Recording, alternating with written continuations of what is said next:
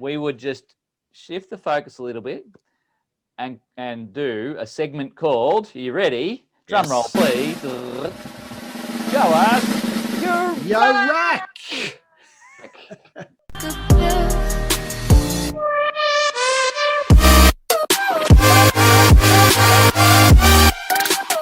G'day everyone, Pete Tecman Coman here for another amazing, exciting, fantastic episode of The Tech Effect. And as always, my friend, my good colleague, the other guy, Mr. Mark, the bearded tech Skehan. Oh, that's going to go on forever, I think. G'day, Pete. How are you, mate? I'm doing fantastic. Yeah, I'm excited today. How are you doing? I'm doing really good. I'm excited. I'm excited for today's show. I'm excited for, a little bit of the economy starting to feel like it's going to turn. I'm excited that AV's got plenty going on. I'm just excited. I'm an excitable sort of guy.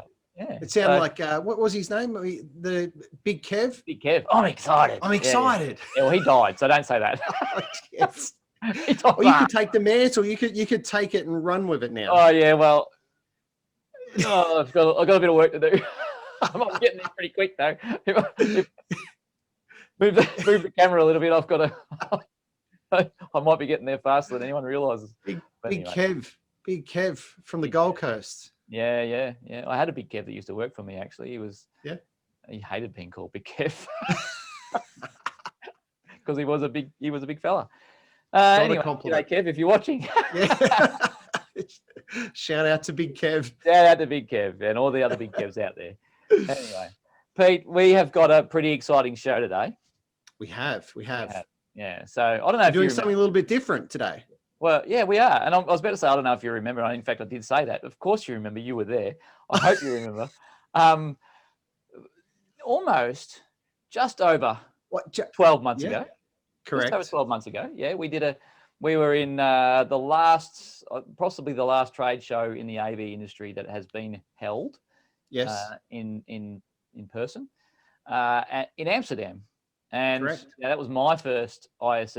ISE, Integrated Systems Europe. You were you're the old hat. You knew where everything was. I was continuously getting lost. Getting lost in the maze of the rye. 17 rooms or something. Whatever how many rooms there were. But one of the things we did, if you recall, is we did a couple of segments called Show Us Your Rig. Right, and that was all about our video rigs that we use for the show, and no, nothing else. No, it was G-rated content, right? Yep, and look, we are a G-ish rated show. Yeah, kind of pretty loose. It depends on who we're interviewing at the time and the one-liners that you come out with, Pete. But I think if you go back to the Epson one, it's probably M-rated. Yeah. But anyway, so today, what we thought we'd do something a little bit different. You're a consultant, and you have you're an installer. And I'm an installer. Oh, you're a contractor. I'm just a bloody good talker. Okay, you're a good talker. There's nothing else about me. But you're a consultant. You have plenty of opinions around this. And look, you've got plenty of opinions around most things. Just quietly. That's what I love about you. What I love about you actually is you don't hate anyone for having an opinion that's opposing. So that's one of the things I love about you, Pete.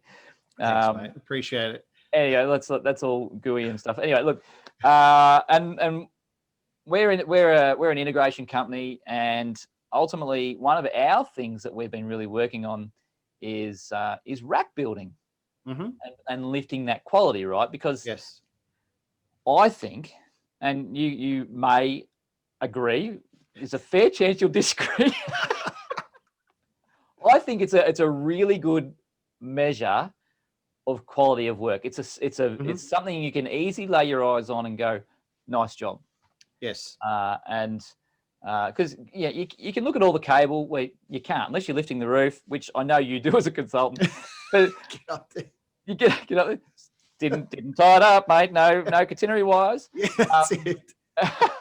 says you've got to use continuity wires and you must use this cable. Pull it all out, start again. Exactly. I hate to be working for you, I reckon. No more dodginess. Anyway, so it's a very good measure of your quality of work. And when you start to look at like a good one, you really start to critique your own and go, okay, what are we doing? How do we do it better? And all that sort of stuff. So today, Pete, instead of show us your rig, your rack. Oh, your rack, your rig. Yes. We would just shift the focus a little bit and do a segment called, are you ready? Drum roll, please. Show us your rack. All right, show us your rack. Hashtag show us ya, YA, rack. Is that the TE in front of that, or are we just doing show No, us? no, I think just hashtag show us ya rack. YA, yeah, show. That's it. SHOUSYARACK in true Australian slang. Exactly. Show us ya rack. Ya rack. Okay. Yep. But also, Pete, while we're prefacing that, for the end, we're getting people warmed up that this is a hashtag and we're going to maybe do something with this. We also thought there's not a great deal of training around rack building, and I think actually I'm getting more words in than I do most tech effects, right? Because I'm just going to keep talking before you interrupt me. I think look, there's a severe lack of training in rack building. And for something that's so important, apart from quality of work, there's so many other reasons. But we thought we've put together. We're not going to put a number on it. We decided, but we've got our Mark and Pete's, mostly Pete's, top tips for rack building. Mm-hmm. So the do's and the don'ts. The do's and the don'ts, yeah. And if you do this now, don't do it, and do this instead, type stuff. Exactly. Yeah. So otherwise Pete will defect you. Pete will defect you, and you'll be taking that rack out and building it again in your shed where Pete can't see, and then cover it in cellophane or something like that, so he can't ever see it. Anyway, Pete, would you like to start us off? Seems I need to get a drink of water off stuff. Yeah, you need a bit of a break. Talking about a voice. You're on fire today. I'm on fire. Anyway, look, my number one pet hate, and anyone who even remotely follows any of my posts or comments on LinkedIn or Facebook or Instagram or any of these platforms will know that my number one pet hate is cable ties, or in the US, zip ties. Zip ties, yeah. Oh my God, it does my head in. And why, Pete? Why? Well, first of all, I must say that the amount of flack that I get on social media is actually quite hilarious, where these people post these racks and they're like, oh, look at my rack and it's amazing. And I say, yeah, mate, pity about the 400 cable ties on there. Like, like this. And it's like, yeah, that's right. It sets them right off. Yeah. Now, look, there's a couple of reasons why we don't allow, we actually have, like, it's a number one note on our drawings, 0 cable ties. Actually, you know what I do? When we meet with the contractors for the first time, we're starting up a new project with them. I tell them, I said, look, I'm being serious here. I charge $10 a cable tie that I cut off, $10, and I'll collect them. I'll build it up. I'm okay. You want to use them? That's fine. I will cut them off, and I will charge, and you'll do it again anyway, and you'll give me $10 per cable tie. Oh, lovely. Yeah. So, why? What's the issue? What's the do? What's the problem? A couple of things. So, first of all, when you're talking about twisted pair cabling, now when we're trying to push 4K and these and greater, and we're trying to push these high bandwidth signals across twisted pair cable, the cable itself has to be so precise. So the manufacturing process has to be very, very precise. The cable is round for a reason. The pairs twist around they twist around each other, plus the pair, like, the pairs twist around the others. So all that is very, very precise. It has to be terminated correctly. And when we're pushing high bandwidth content on there, there's less room for error.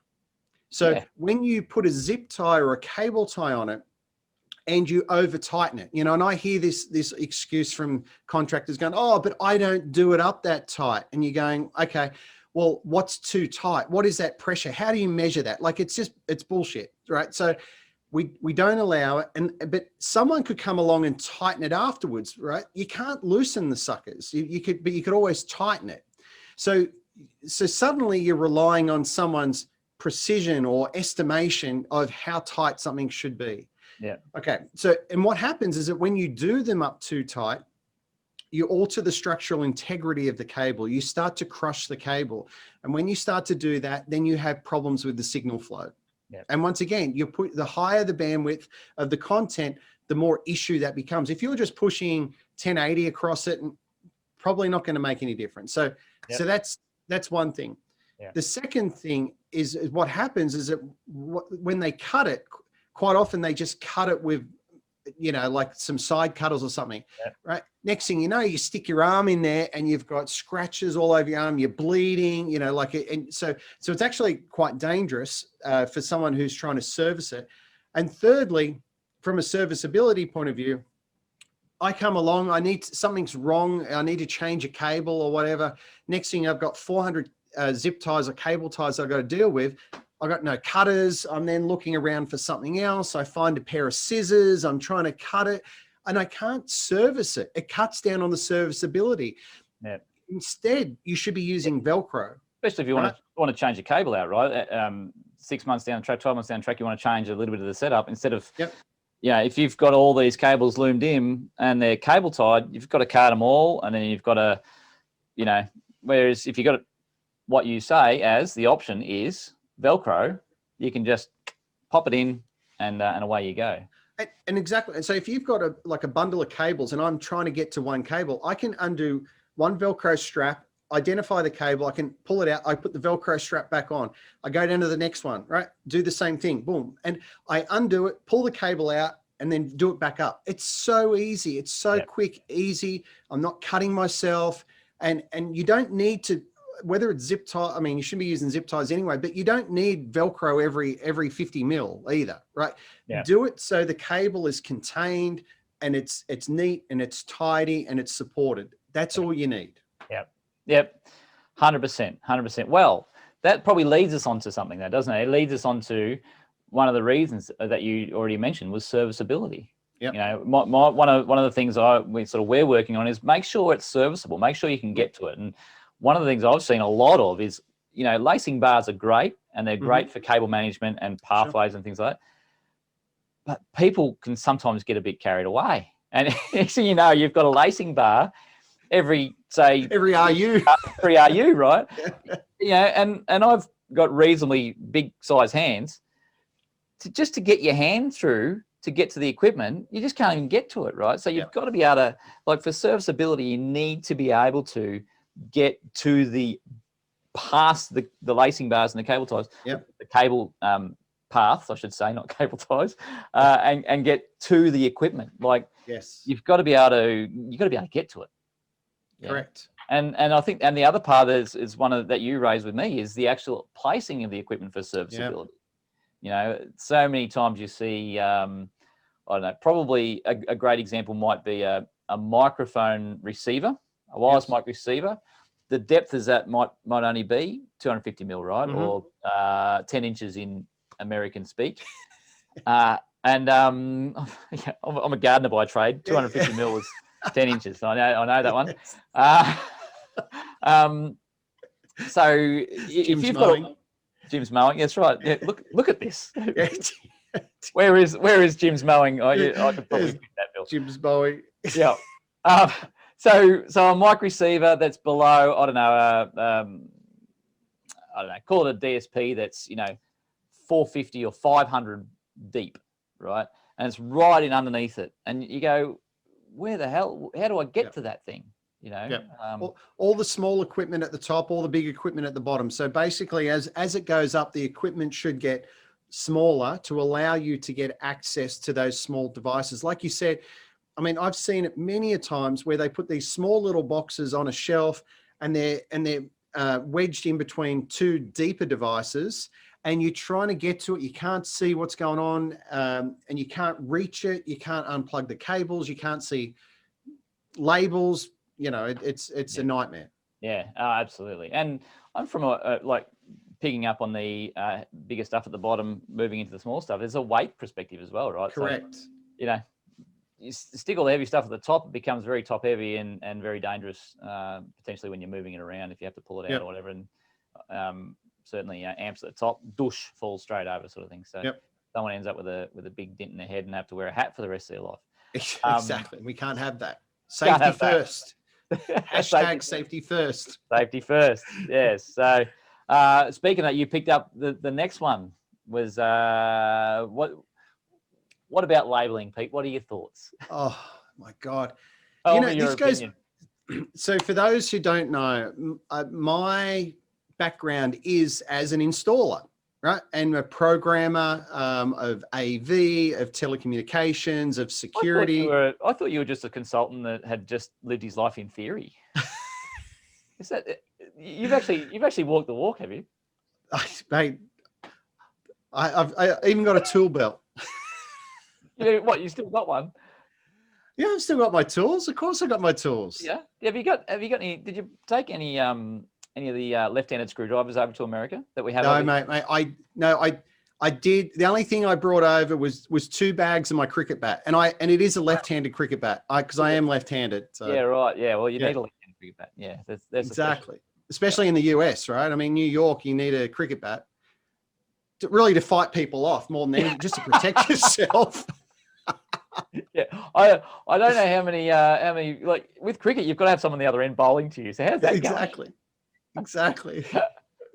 Anyway, we digress. We do digress a little bit, but anyway, labeling. No, but yeah, so labeling. So I used to work on, one of the things I did with telecommunications was working on PABX systems and telephony, and you know, you would have a record book. So you'd have incoming lines coming in, and someone, you know, like Telstra or whoever, Optus, whoever's the carriers, they turn around and they write down, you know, the incoming lines and where they're punched down. And so you know exactly what's going on. And then someone comes along and then punches that across to get the lines going to a particular floor. So you have to put all this information in of where the jumpers go, because if you're just looking at it, you just can't tell. You would have to investigate it and put a F set on it and tone it out and do all that kind of crap. Yeah. But what would happen is that people then wouldn't fill in the record book. So you'd turn up, be a brand new job, it's all patched and everything, and there's nothing in the record book, right? So it's the same kind of thing, labeling. So if we take that same example over into a rack, what we see a lot of the time is that people run cables in, whether they're patch cables or whatever, and there's no labels on it. And then maybe one's disconnected and you're looking at it going, where's this supposed to plug in? Or you're doing some maintenance on it.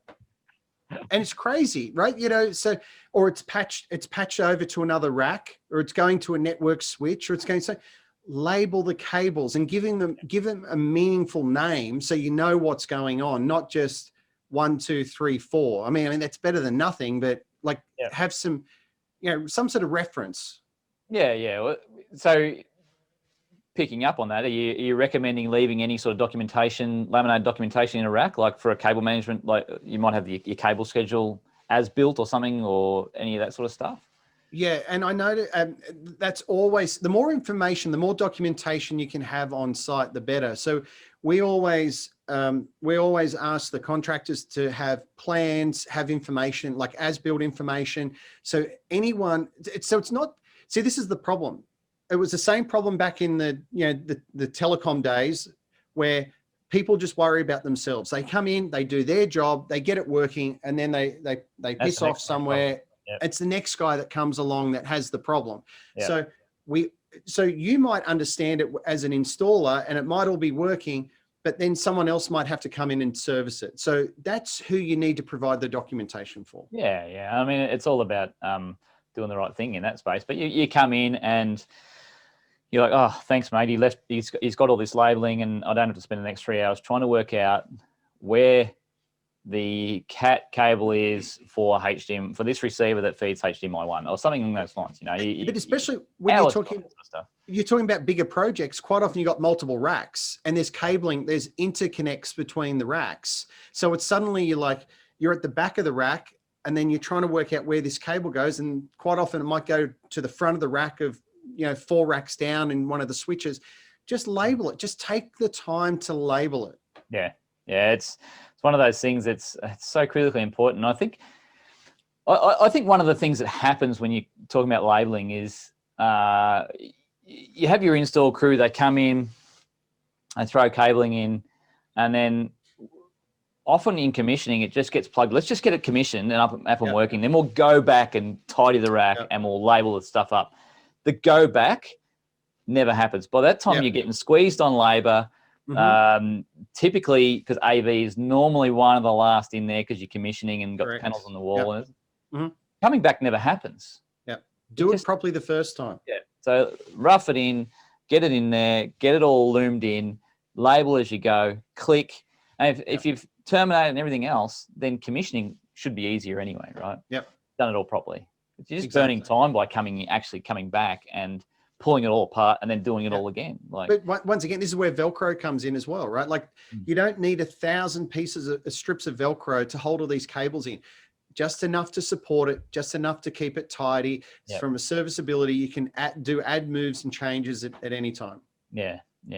So another one is bringing in one of your, I think, standards at PTS. Is cables or handmade twisted pair cables. So field terminated cables. Well, sorry, when I say field terminated cables, I'm talking about twisted pair cables. So cables that we would, whether we're using it for data or HD base T or whatever, it's still, at the end of the day, it's the same cable, and all cabling standards should be applied and maintained regardless of the application. Like I have this. Just because it's HD base T doesn't mean you can get away with that. No. Regardless of what you're using it for, the cabling standards and principles, best practice, all of those things should still apply, right? Because you know what? Today, you might be using it for HD base T. Tomorrow, it might be a security camera, right? Or it might be a PC, or it might be a wireless access point. It might be, who knows, right? The whole idea of structured cabling is to have it working across applications, right? You could repurpose it.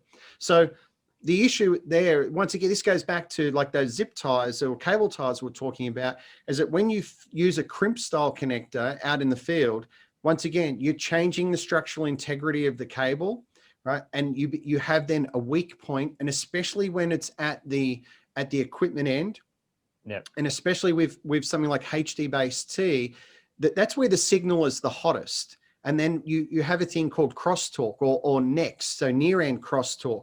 So that's where the signal is the strongest, and you have all these cables bundled together.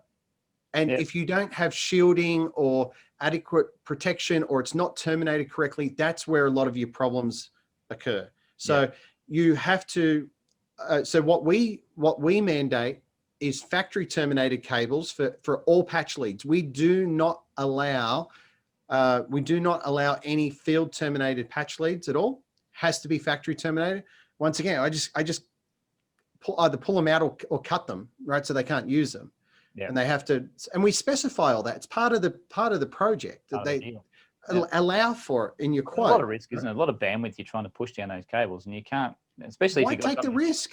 It's the cheapest component in the whole project. A factory terminated patch cable too. Actually, if you can terminate to a patch and then use factory terminated patch points, patch leads, and stuff like that. And that's in the rack. And out in the field, granted, there's always sort of exceptions to the rule of how you terminate. But worst case scenario, if you need to plug directly into a device out in the field, then use an approved IDC style RJ45 connector.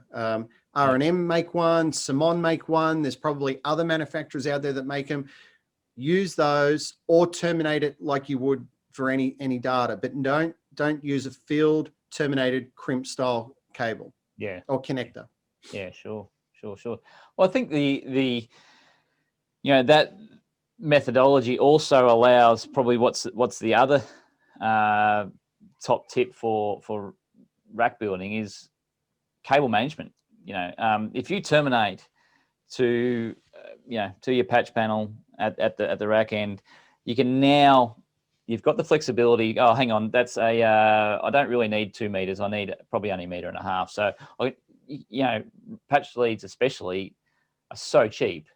Why stuff around and just we've got a stash of them, like 3 meters, 2 meters, 1.5, and then you can loom them up nicely. And cable management's probably makes or breaks most of the rack serviceability, right? And so that's right. Don't build up all these cables in it. You basically just want the cables coming in from the outside, or your cable management, however you're treating it, coming in on lacing bars and just going straight in. Don't put the excess behind the devices or attached to the lacing bars.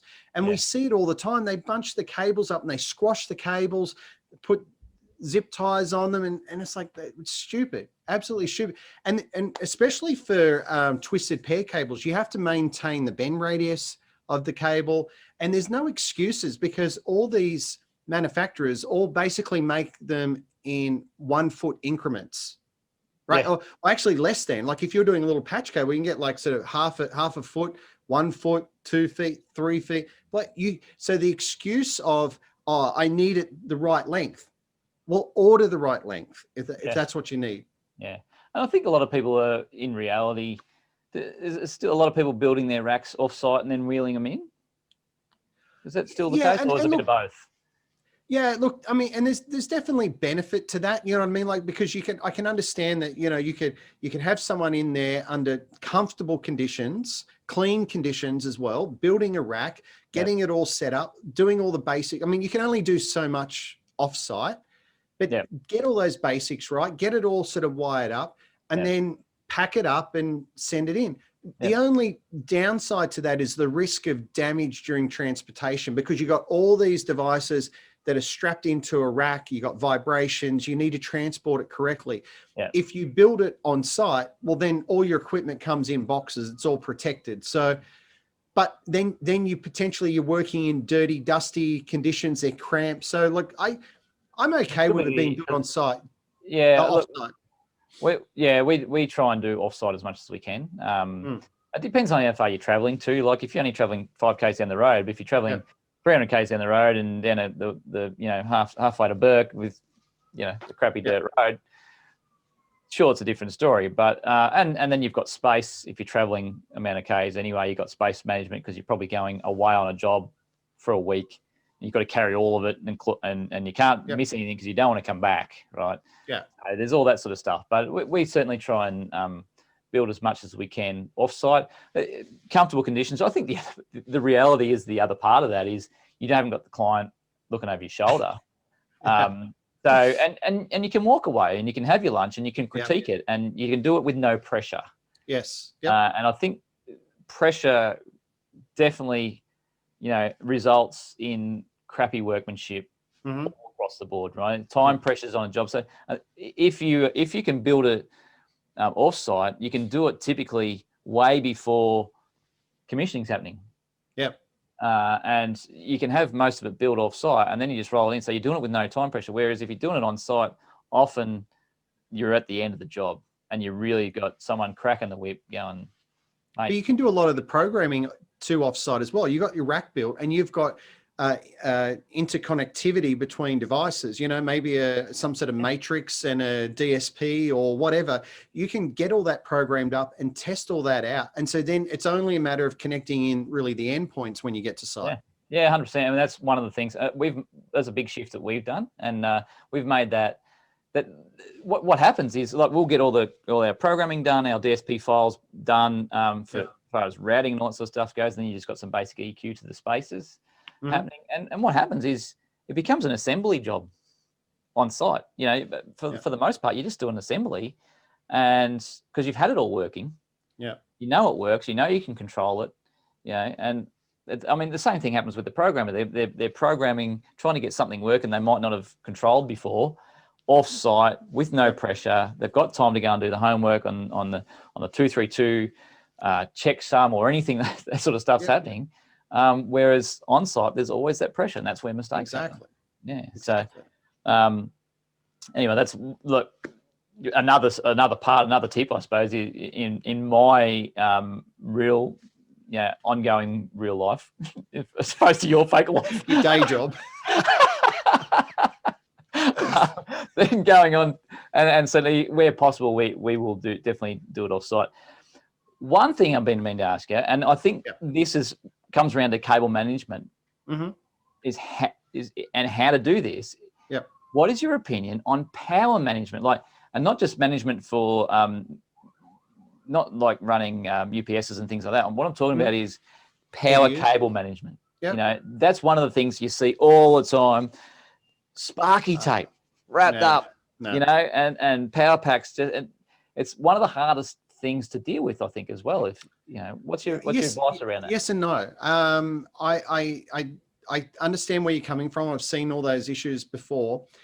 I think a lot of this comes back to the way that it's designed in the first place. So if it's designed correctly, there should be no reason for it not to be implemented correctly, right? So we have, we always allow multiple outlets and you know, higher amperage outlets above every single rack when we're designing. And then we tend to use the 0 RU PDUs, so the vertical PDUs. All right. Yep. And then they have like 20, 30 outlets on them.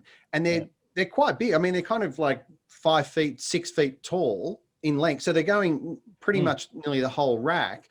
And we mount them in, or we get them mounted in typically 2 at the back, and we have 2 power feeds. So one feed might be off for UPS and the other one might be just off the standard power.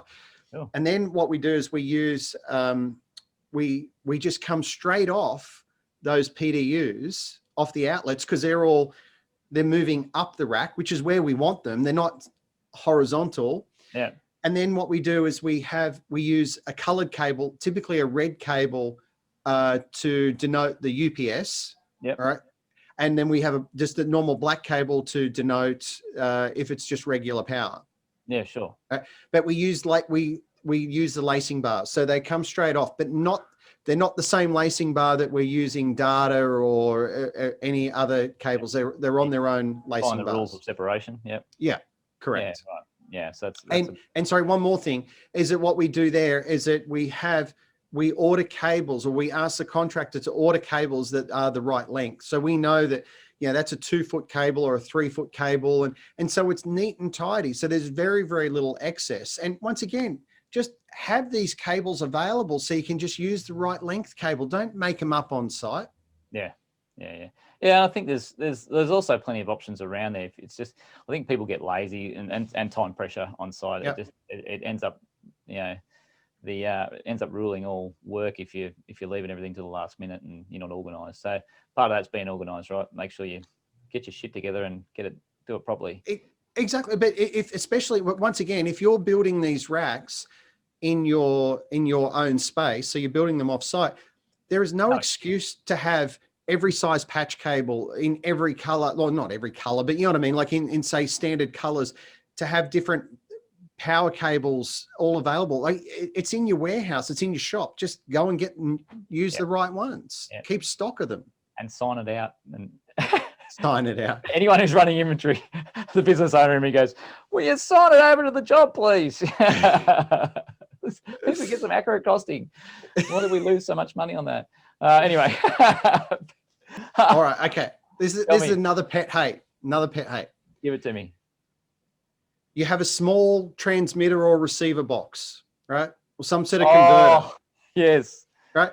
And so it's like this big, right? Like it's a small box. You could fit 3 of them side by side on a shelf. Yeah. I wish I had. You know what happens?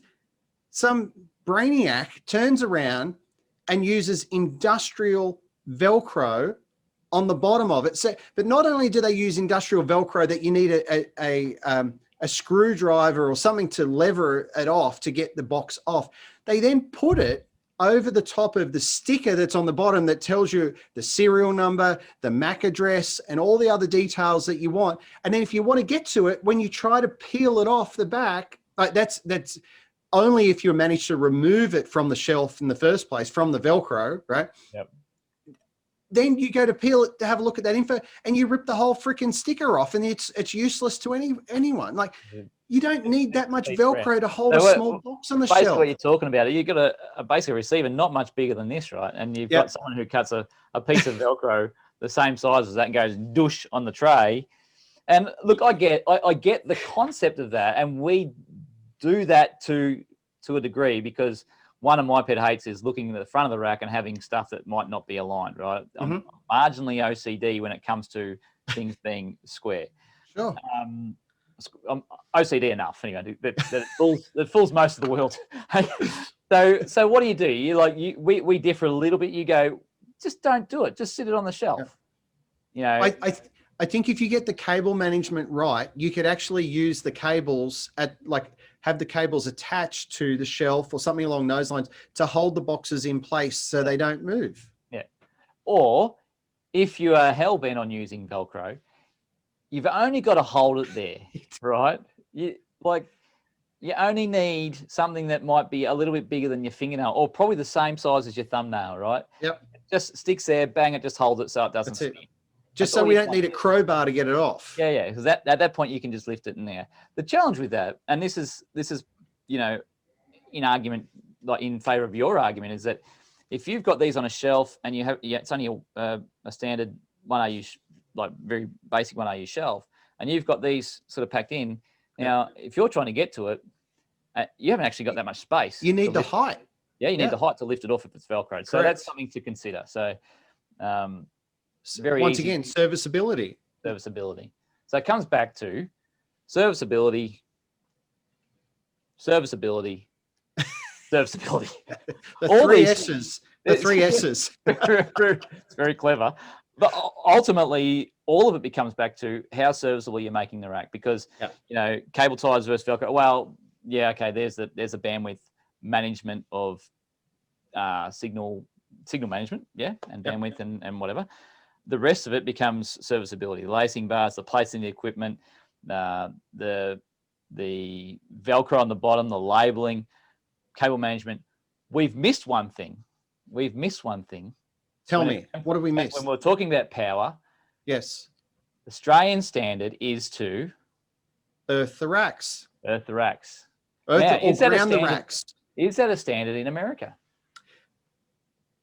Or yes. Pete's standard in America. No, it is a standard. But the funny thing is, they look at me funny when I say, "Have you earthed the racks?" And they're going, "What are you talking about?" They have no idea. They don't use the term earth. It's grounding. Okay, sure. But same thing: grounding, earthing, bonding. Yep. Yeah, but you have to. It's part of the telecommunications standard that you have to earth the racks. Yep. And you should then also, like if you're using a shielded cable, you that's even more important, right? Because you need to, that's a whole idea of the shield, right? Yeah. You need to earth that. And then you've got to, if you have a look at, especially the more expensive equipment, AV equipment, or anything that goes in a rack, most of the time they've got a little screw port on the back of it so you can actually ground it. No one ever does it. No. It's like, you're taking that risk if you want to, if you want to make your equipment safe, ground it. Yeah, for sure. Yeah, I get it. Don't always do all of them. We're working on getting to making sure we're getting better. But it's not for anyone to go, we've got to do this, go and put this in. If you've got the ability to go and implement all these ideas and Pete's ideas into your business, then by all means do it. But in the reality is, when you're trying to manage people, there's change management to deal with. So constant improvement probably would be the message. That's around right. that. Just keep trying to be better. And look, that's certainly our position. We're trying to always make sure we're just getting that little bit better. And I think all that is an education process. And like you said, there's there's some great resources out there. Bixie is a great resource when you're talking about like racks and cabling in general, like Bixie.org. You've got Bixie South Pacific in Australia and New Zealand. You know, they have some great manuals. They have great content. They have great teachers. Just to do it properly, right? This is best practice that we're talking about. A lot of this stuff, along with standards. I mean, and a lot of these things are actually standards. And a lot of manufacturers, especially of cables, they turn around and they'll dictate certain things to meet their warranty as well. So there's a number of factors that have to be considered. Yeah, I'm gonna pin my video here. So let's just see if I can make this happen live. You've seen it here. Is first, folks. Is that a microphone receiver up the top So this is the back of the rack. Yeah, this is the back of the rack, and that's the front of the rack. Can you see my mouse? Yeah. Yeah. Move it around. I'm the right-hand side is the front, and the left-hand side's the back. Yeah, let's go with that. And I'm taking a photo from the side. Right. Gotcha. So have a look. What are your big? Let's see if I can zoom this in a little bit for you, Pete. Is that a wall? Is that rack pushed up against a wall? Pushed up against the wall there. Number one. Yep. Right. Okay. So how do I get to? So if I want to get to that receiver for the microphone receiver, how do I get to that? Well, how do I get to the front of it? Spaghetti man, right? So that's a very good point. So you can't see. And I just think that the first thing you're going to check, first thing people do, because they always leave wireless mics turned on, right? And so your batteries, and then you want to make sure, and then you go, oh, it's working, and then hang on, tap, tap, tap, which one's this one? And they walk in, they smash it. Yeah, they do all the things you shouldn't do to microphones.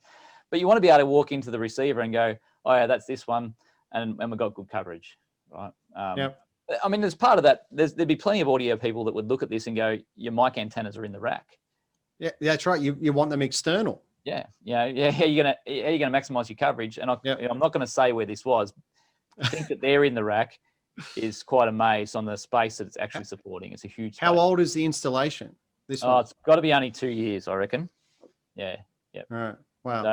So but even from even you need clearances from the front and the back of the rack anyway, just from a serviceability and also standards turn around and dictate that you actually have to have clearances really from a safety point of view if you're trying to get equipment in and out. So there's no clearances at the back of the rack here. Not a great deal of serviceability in there. Yeah. Take the side off, and I mean the cable management in there. Look, there's some Velcro in there that's probably ticking the box there. Is that some electrical tape on that plug pack, on that power supply underneath the shelf? No, I think that's actually Velcro when you zoom in. It's Velcro? Okay. I'm hoping it's Velcro. Yeah. I'll give the benefit of the doubt. What else have we got in here? Oh, look at that. There's one.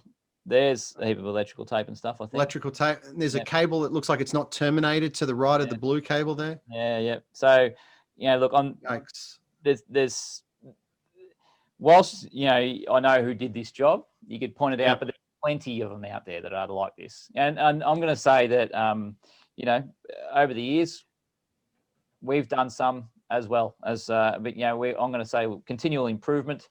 Yeah.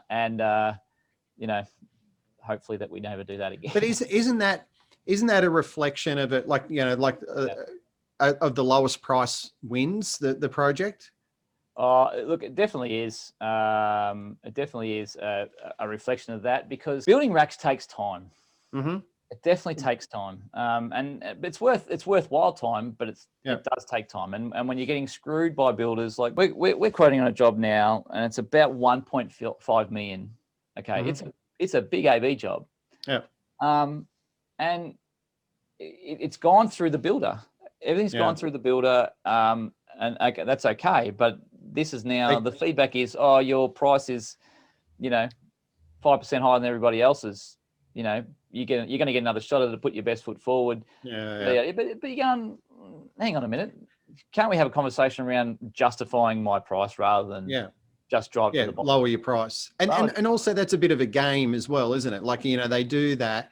They've got the job. They're trying to maximize their profits. And I'm not saying this happens with all builders, but they have a certain agenda, right? Like they're trying to get it as cheap as they're trying to make more money on it, right? I get that, but it's to the detriment of the client, really, at the end of the day, if people are going to cut corners to reduce their price. Yeah.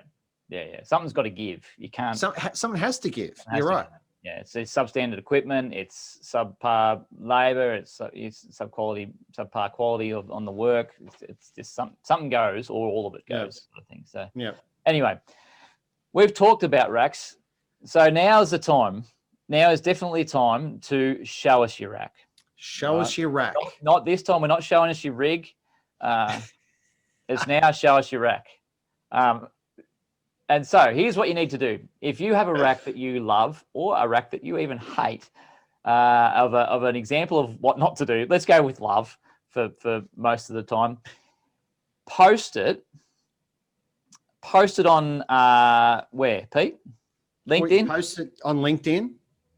Post it on Instagram. Yep.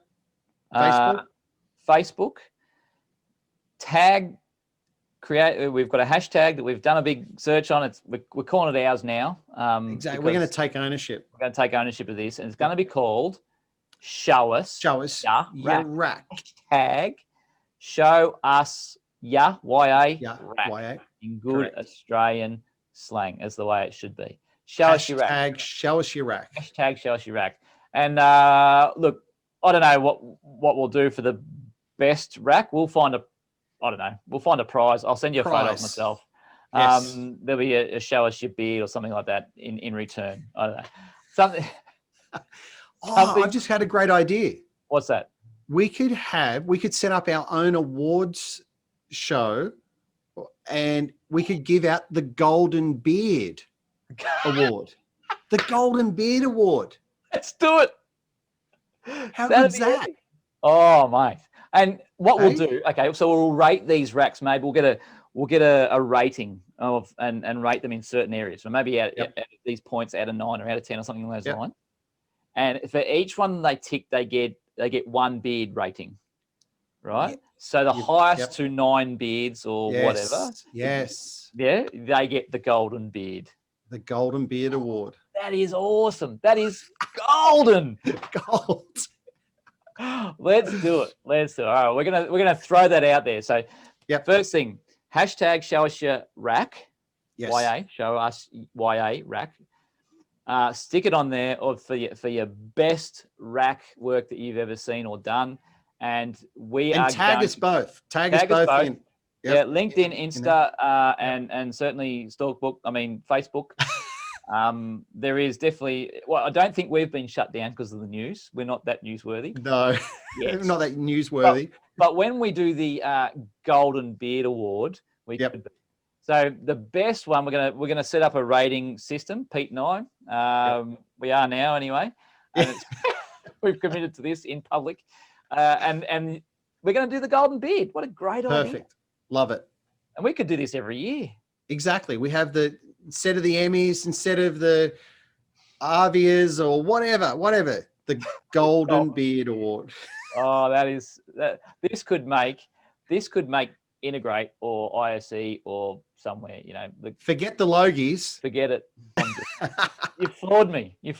Anyway, hashtag Show Us Your Rig. Stick them up there. Pete and I will go and have a bit of a your rack, not your rig. Oh, what did I say? Rig. Oh, you said rig then. Hashtag Show Us Your Rack, and we're going to go and have a bit of a search. So we're going to do that, and that'll be fun, right? Get amongst the guys. That'll be really cool. We have waffled on a lot. We have our strong opinions on racks, and I was a bit of a rack builder in a former life. Probably not actually. Back in the day. But anyway, we've waffled on enough, mate. It's been very, very awesome to see you as always. And thank you. You too. Thank you, Pete. It's been really good to be seen by you, actually. So, God. Hashtag the other guy. Hashtag the other guy. Oh, Craig, you started something. Anyway, look. Cool. Everybody, have a fantastic week ahead, and thanks for tuning in. And we look forward to seeing you on the next Tech Effect, which is episode something like 23. I think this is 22, isn't it? I've lost count. Count. Look, we're rolling with it. Check us out on the podcast, YouTube channel. We're everywhere. You can't miss us. We're in your face, whether you like it or not. And don't forget, if you like us, give us 5 stars. Give us a great review. If you don't like us, don't say anything. That's what we don't want to know. Don't want to know. All right, mate. Have a great week. Talk to you soon. All right, Take care, everybody. See you, mate. Bye.